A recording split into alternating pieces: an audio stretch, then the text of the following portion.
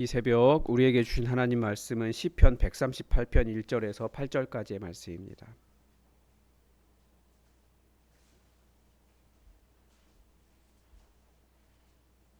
시편 138편입니다. 우리 하나님의 말씀을 다 함께 받들어 읽겠습니다. 내가 전심으로 주께 감사하며 신들 앞에서 주께 찬송하리이다.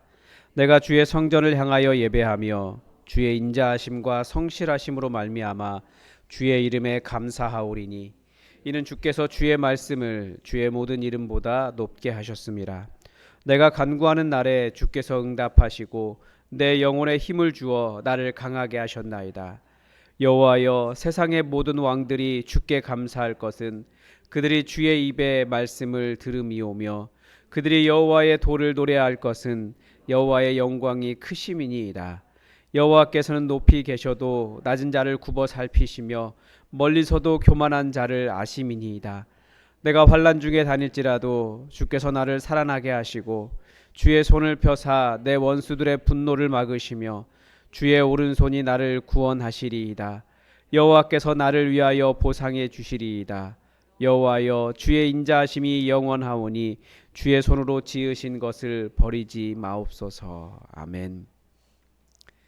오늘 시편은 다윗의 감사시로 알려져 있습니다. 그런데 우리가 잘 아는 대로 다윗의 감사시는 절대 누가 봐도 객관적인 상황으로 볼 때 감사할 만하지 않을 때 다윗은 먼저 감사하는 사람이었습니다. 비록 상황은 감사하기 어렵지만 나에게 여호와 하나님 계신다라고 하는 사실이 그 자체에 감사한 거예요. 하나님이 계시기 때문에 언제든지 상황이 반절될 수 있다는 희망을 그 감사함으로 노래했던 것입니다. 특히 오늘 시편은 바로 그런 하나님의 역전을 바라보며 감사 찬양하는 다윗의 모습을 볼 수 있습니다. 먼저 1절에서 시인은 전심으로, 온 마음으로 모든 것 다해 하나님께 감사하는데 신들 앞에서 주께 찬송하겠다라고 고백합니다. 이제 여기서 신들이라고 라는 표현이 나와 있기 때문에 아마 여호와 하나님 이외에 다른 신들이 존재하는가라는 그런 질문을 많은 사람들이 합니다. 일단 고대 세계에서는 신이 하나다라고 말하는 사고 자체가 이 사상자적으로 발전하지 않았어요.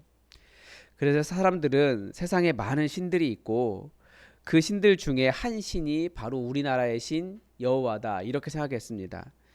그런 세상 속에서 이스라엘의 하나님 여호와 그분만이 참 신이시다라고 주장한 것이 사실 사상적으로는 굉장히 독특한 현상입니다. 그래서 다윗이 신들 앞에서 주를 찬양하겠다라고 고백하는 상황은 어떤 상황이겠습니까? 이렇게 주로 다른 신들을 접촉하게 되는 상황은 주로 전쟁의 상황입니다. 전쟁에서 상대방이 승리하고 있으면 그 나라의 신이 우리나라의 신을 이기고 있다라고 해석을 하는 거죠. 그런데 다윗이 1절에서 내가 전심으로 주께 감사하며 신들 앞에서 주께 찬송하리이다 이렇게 고백한 이유는 다른 신들이라고 하는 세력들이 여호와 하나님 앞에서 전혀 아무런 능력이 없다라는 것을 선포하고 그들을 비웃고 여호와 하나님만을 찬송하겠다라고 하는 결단이기도 하고 바로 이런 어려운 상황 속에서 여호와 하나님 그분이 내 하나님이셔서 참 다행이고 감사하다 이런 의미로 읽을 수 있습니다. 여러분, 우리 그리스도인들은 정말 기뻐할 이유가 너무나 많습니다. 세어보면 기뻐할 이유로 가득 차 있습니다. 무엇보다도 그 중에서도 가장 감사하고 기쁜 이유는 여호와 온 세상을 창조하신 진짜 하나님이 나의 하나님, 우리 하나님이 되시기 때문입니다. 여러분은 그런 생각 가끔 하시지 않으시나요? 저는 정말 많이 하거든요. 와, 이렇게 신들이 많다라고 하는 세상에서 나는 어떻게 우리 하나님을 알게 되었을까? 나는 어떻게 우리 하나님을 믿게 되었을까? 다른 사람들이 섬기는 그런 신들이 다 가짜라고 하는 것을 어떻게 알게 되었지? 야, 정말 감사하다. 그것 자체도 너무 감사한 경우가 있어요. 사람들이 진리를 알지 못하는데 어떻게 나는 진리를 알게 되었지? 진리를 아는 집안에서 태어난 것도 너무나 감사한 거예요.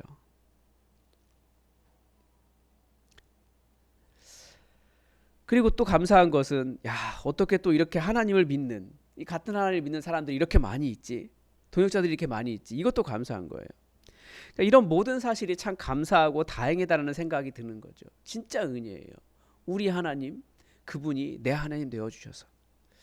그래서 다윗은 다른 신들이라고 불리는 모든 것들 앞에서 다 그들을 비웃으면서 너희들 가짜야. 여호와 그분이 나의 하나님이셔서 정말 다행이고 감사하다. 이 사실을 온 마음으로 전심으로 고백하고 있는 것이 1절입니다. 그래서 다윗은 2절에서도 아주 독특한 표현을 합니다. 주의 성전이라고 하는 표현을 해요. 그 시대에는 성전이 없었어요. 다윗 시대에는. 이 표현은 하나님 계신 그곳을 주의 성전이라고 표현한 것으로 해석할 수 있어요. 그러니까 우리 하나님은 영이시기 때문에 어떤 공간 안에 계신다라고 하는 말이 되지 않고 그분은 온 세상에 편재해 계십니다. 그런데 우리가 하나님 계신 그곳을 어디라고 표현해야 될지 주기도문에서는 하늘이라고 표현하고 있어요. 하늘에 계신 우리 아버지 이렇게 되어 있는 것처럼 다윗은 눈에 보이는 성전은 없지만 우리 하나님 계신 그곳을 하나님의 성전, 하나님의 거룩한 곳이라고 부른 것입니다. 하나님의 궁전, 그렇게 부른 거죠. 다윗은 바로 그 하나님을 향해 예배합니다. 하나님을 예배하는 이유는 하나님의 인자하심과 성실하심 때문이다 이렇게 되어 있습니다. 그러니까 우리 시대의 주의 인자하심과 성실하심이라고 하면 어감이 잘 살지 않는데요. 그 주의 인자하심이라고 하는 단어가 우리 잘 아는 히브리어로 헤세드입니다. 변함없는 사랑, 한결같은 사랑, 나는 흔들려도 흔들리지 않는 하나님의 사랑, 그 사랑을 이야기하는 거예요. 내 하나님이 되셨고 어떤 상황 속에서도 비록 내 상황이 적군에게 둘러싸여 있고 때로는 전혀 감사할 수 없을 만한 상황 속에 있다 할지라도 우리 하나님의 사랑이 절대 끊어지지 않는다라고 하는 그 사랑 때문에 그것이 진실하시다라고 하는 것 때문에 이 다윗은 그렇게 하나님께 감사하고 있는 것입니다. 왜냐하면 우리 알 수 있어요. 여러분 우리 삶은 계속 흔들려요. 위로 올라갈 때도 있고 아래로 떨어질 때도 있고 괴로울 때도 있고 기뻐할 때도 있고 그렇지만 우리에게 정말 다행인 건 나는 흔들려도 우리 하나님이 계시다라는 거예요. 그분의 사랑은 흔들리지 않거든요. 그래서 감사할 수 있는 거예요. 그런데 우리는 또 언제 변함없는 하나님의 사랑을 알 수 있습니까? 다윗이 고백하는 것이 이것이죠. 3절에 내가 간구하는 날에 주께서 응답하시고 내 영혼에 힘을 주어 나를 강하게 하셨나이다.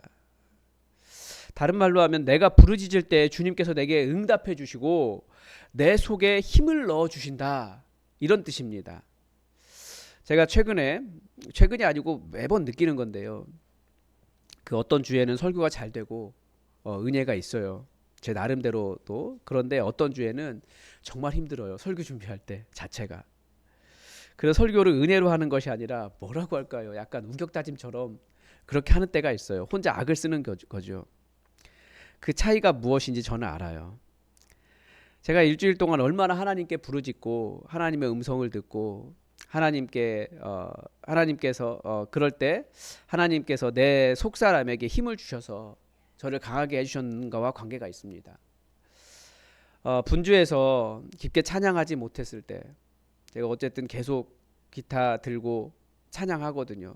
기도하면서 좀 달라요. 내 안에 하나님 계시다라는 것을 발견해요.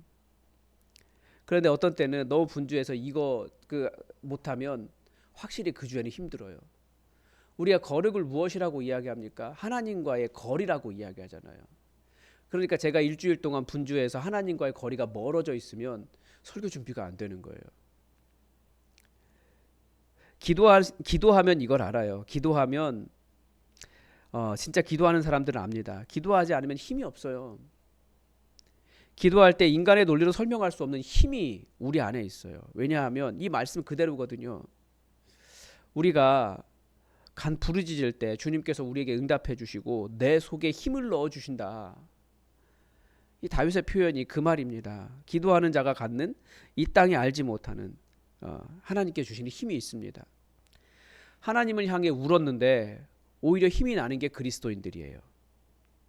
그래서 우리 그리스도인들은 주님 계신 곳, 그곳, 이 땅의 어떤 곳이 아니라 하나님의 성전을 바라보면서 부르짖으며 살아가는 사람들입니다. 시편을 연구하는 학자들은 시편을 예언서라고 부릅니다. 우리가 아는 예언서는 선지자들이 쓴 거, 뭐 이런 것을 예언서라고 이야기하잖아요. 근데 시편에 나오는 구절 구절들이 다 예언입니다. 7절과 8절에도 하나님의 자녀들을 향한 전쟁 가운데 있어서 다른 신들이 굉장히 강력해 보이는 상황 가운데 있는 사람들에게 하나님 다윗의 입으로 선지자 입으로 나오는 예언이 나와 있습니다.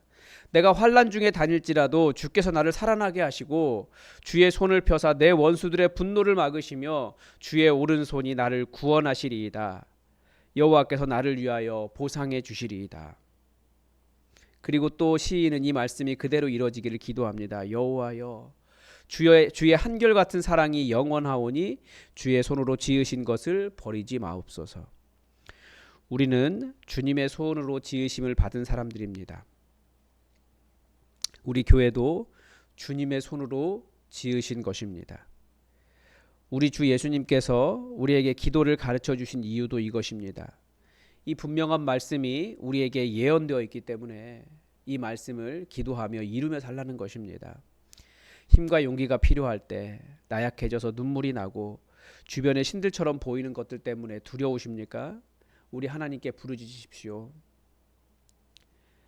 환난 중에 있을 때에라도 우리 주님께서 살아나게 해주시고 원수들을 막으시고 우리를 구원하시며 하나님을 섬긴 자들에게 보상해 주십니다.